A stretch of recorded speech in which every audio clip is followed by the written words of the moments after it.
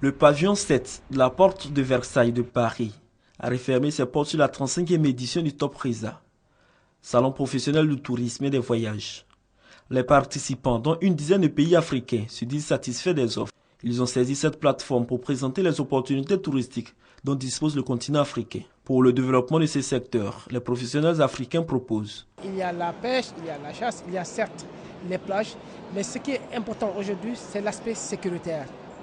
Et dans certains pays comme le Sénégal, la Côte d'Ivoire, il y a tellement de potentialités que nous devons aujourd'hui de communiquer davantage, de rassurer et d'ouvrir nos frontières pour leur permettre de découvrir cette Afrique qui offre des possibilités et qui offre des potentialités pour le développement.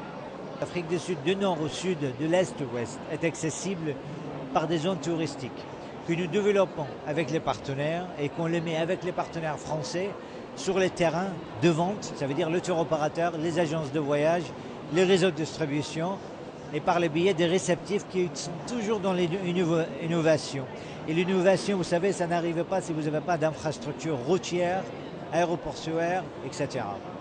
L'Afrique pour son développement touristique doit d'abord, à mon avis, aujourd'hui travailler à conserver ce qui peut faire la force de son développement touristique, ce qui constitue ses ressources naturelles et culturelles.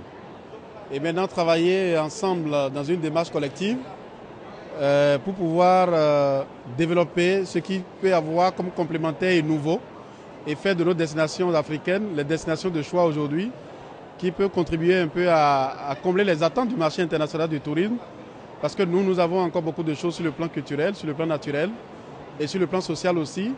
Je pense qu'il a un grand avenir parce qu'il y a encore plein de choses à faire, il y a plein de destinations qui ne sont pas encore très connues, très médiatiques, donc je pense qu'il y a vraiment du potentiel.